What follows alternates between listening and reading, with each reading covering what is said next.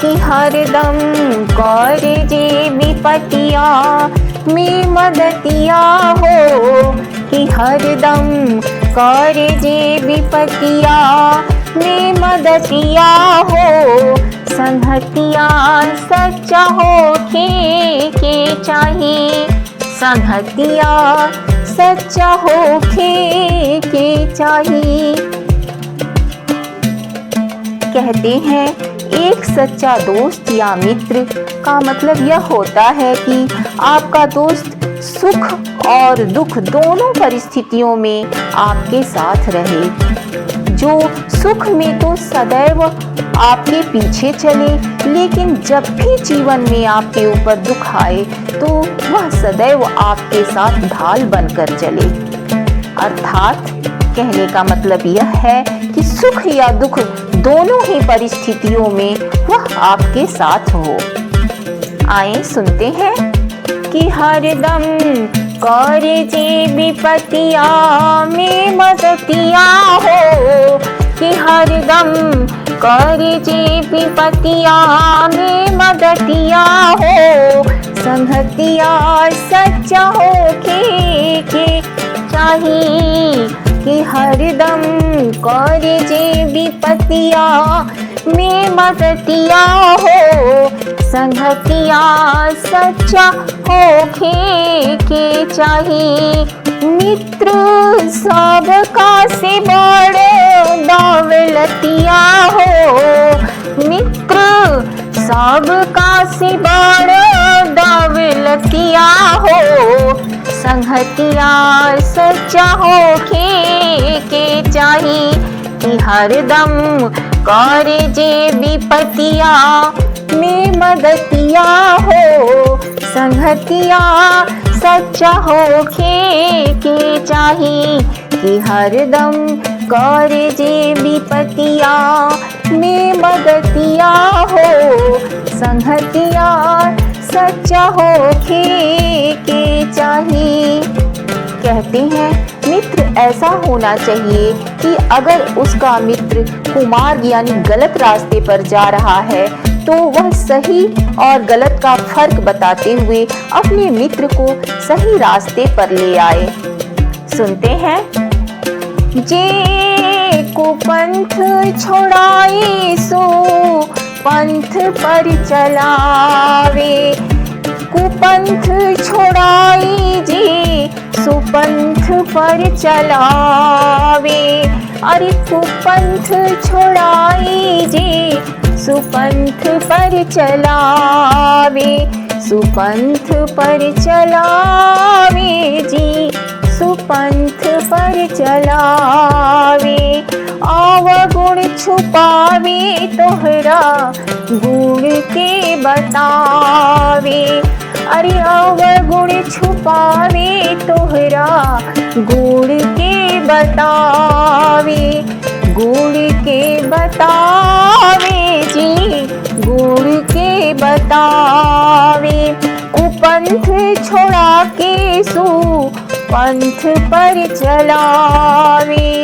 अवगुण छुपावे तोहरा गुण के बतावे, कि हरदम रोके टोके करत गलतिया हो, कि हरदम रोके टोके करत गलतिया हो।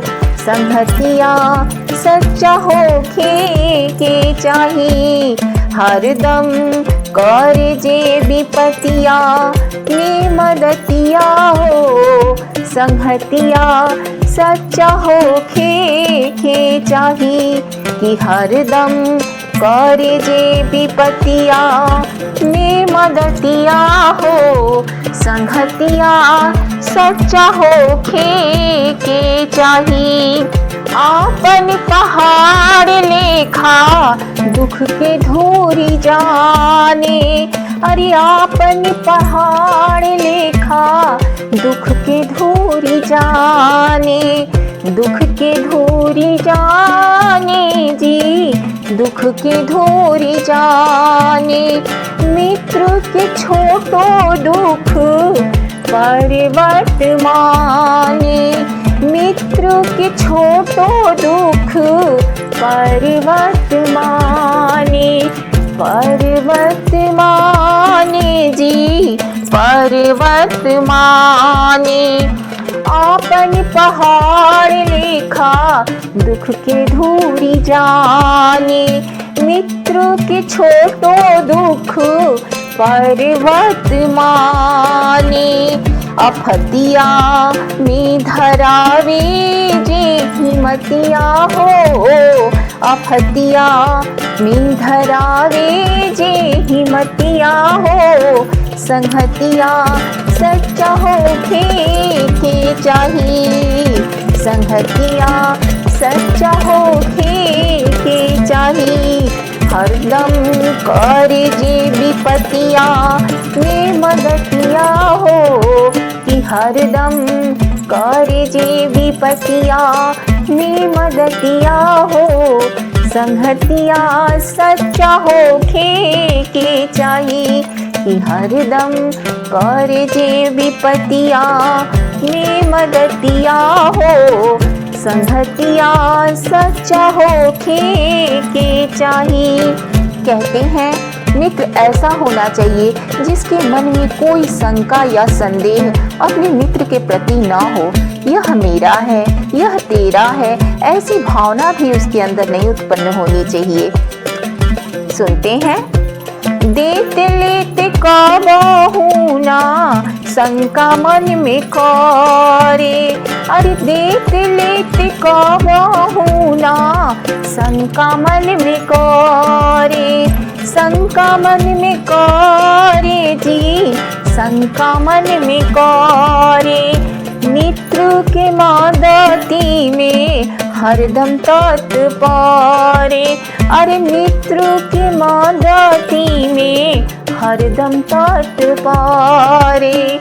हरदम तत्परे जी, हरदम तत्परे।